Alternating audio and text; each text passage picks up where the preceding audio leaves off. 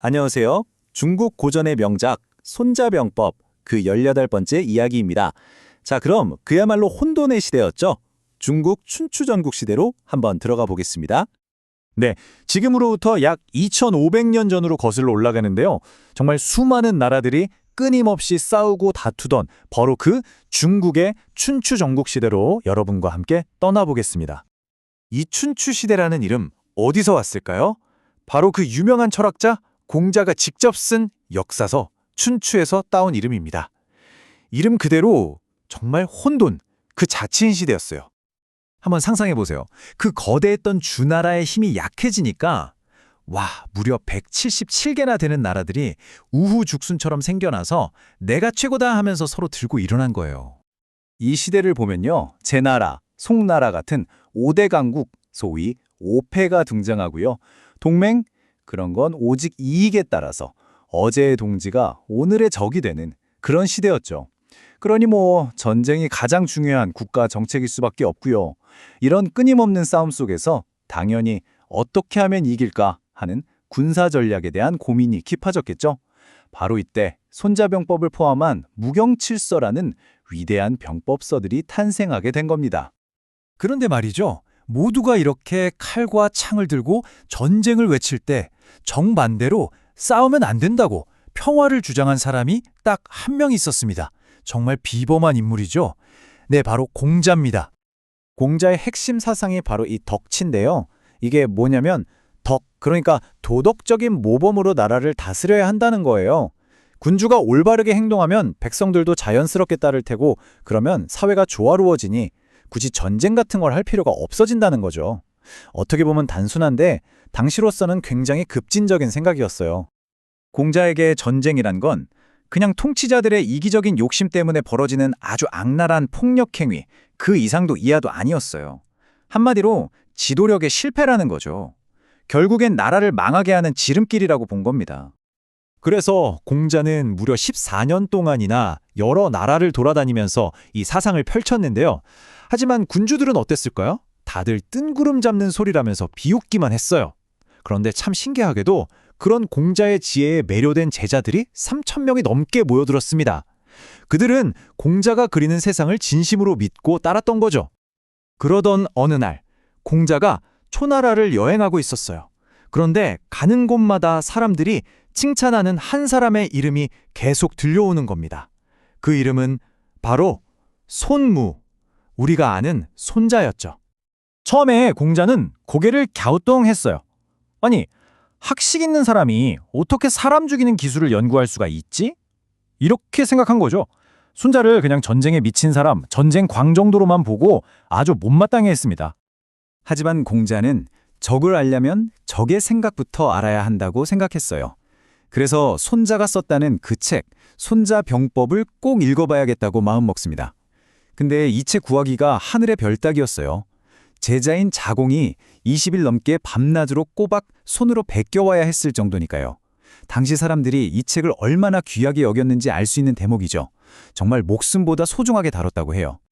그렇게 힘들게 구한 책을 다 읽고 나서 공자는 정말 엄청난 충격을 받습니다. 손자병법은 실로 천하의 명조로구나 하고 감탄했다고 해요. 자기가 가졌던 편견이 완전히 박살나는 순간이었죠. 읽어보니 이게 단순히 사람 죽이는 기술을 적어놓은 책이 아니었던 거예요. 오히려 정치나 사업, 심지어 우리가 살아가는 처세술에도 적용할 수 있는 깊은 원리가 담겨 있었죠. 힘을 통해 나라를 지키고 궁극적으로는 평화를 유지하는 방법에 대한 심오한 지침서였던 겁니다. 공자는 그때 깨달은 거죠. 나와 손자는 방법은 달랐지만 결국 평화라는 같은 곳을 바라보고 있었구나 하고요. 자, 이렇게 손자에 대한 생각이 완전히 바뀐 공자는 이 사람 꼭 한번 만나봐야겠다고 결심합니다. 그런데 바로 그 순간 운명의 장난처럼 조국인 노나라에서 위급한 연락이 옵니다. 빨리 돌아오라는 거였죠.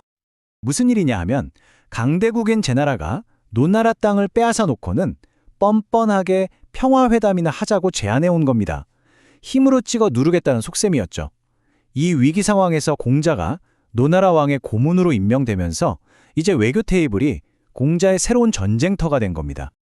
아니나 다를까 회담장에 가보니 제 나라의 속셈이 아주 노골적이었어요. 막 사나운 레이족 용사들을 쫙 깔아놓고 창이랑 철퇴를 휘두르면서 겁을 주고요. 또 한쪽에서는 막 야한 춤을 추고 이상한 음악을 연주하면서 노나라 대표단의 정신을 쏙 빼놓으려고 했죠. 이게 무슨 외교입니까? 거의 협박이죠. 하지만 공자는 이런 분위기에 전혀 흔들리지 않았습니다. 오히려 이성과 예법을 무기 삼아서 아주 침착하고 단호하게 제나라 왕을 꾸짖었어요. 제후들의 중요한 모임에 어찌 오랑캐들의 일을 끌어들여 예를 어지럽히십니까? 이건 문명국이 할 행동이 아닙니다. 하고요. 이 한마디에 제나라 왕이 얼굴을 붉히면서 그 소란을 멈추게 했다고 합니다. 그리고 여기서 그치지 않고 한 수 더 뜹니다. 덕과 도덕으로 다스리는 왕도와 힘으로 억누르는 패도를 비교하면서 기가 막힌 논리를 펼친 거죠. 왕도는 바다로 흘러가는 강물처럼 시간이 지날수록 더 강해지지만 패도는 하늘로 타오르는 불길처럼 결국 자기 자신을 다 태우고 재만 남게 될 뿐이라고 말입니다. 이 말을 들은 제나라 왕이 크게 감동해서 내 신하들이 어리석었다고 인정하고 빼앗았던 땅까지 돌려주겠다고 약속했어요. 정말 놀랍지 않나요? 공자는 칼 한 번 휘두르지 않고 피 한 방울 흘리지 않고 오직 말과 논리만으로 전쟁에서 이긴 겁니다. 자신의 철학이 그냥 책상 위에서만 존재하는 게 아니라 현실에서 얼마나 강력한 힘을 발휘하는지 제대로 보여준 거죠. 이렇게 큰 승리를 거두고 나서 공자는 미뤄뒀던 계획을 다시 세웁니다. 바로 손자를 만나러 가는 거였죠. 하지만 운명은 이 두 거인의 만남을 허락하지 않았습니다. 정말 안타까운 비극이 시작되죠. 이미 나이가 많았던 공자에게 너무나 감당하기 힘든 슬픔이 연달아 찾아옵니다. 첫 해에는 하나뿐인 아들이 세상을 떠나고, 이듬해에는 가장 아끼던 제자 아내가 죽고, 그 다음 해에는 가장 충직했던 제자 자로마저 잃게 됩니다. 이 잇따른 비극에 공자의 건강과 정신은 완전히 무너져 내리고 말았습니다. 결국 깊은 슬픔을 이기지 못한 공자는 병상에 눕게 되었고, 손자를 만나려 했던 그의 마지막 꿈은 그렇게 영원히 이루어지지 못한 채 남게 되었습니다. 성인의 길은 참으로 외롭고 험난했네요. 만약에 공자와 손자가 만났다면 과연 역사는 어떻게 바뀌었을까요? 평화를 말하는 철학자와 전쟁을 말하는 전략가, 이 두 사람이 만나서 어떤 이야기를 나눴을지 이제는 우리 후대 사람들의 상상에 맡겨진 질문이 되었네요.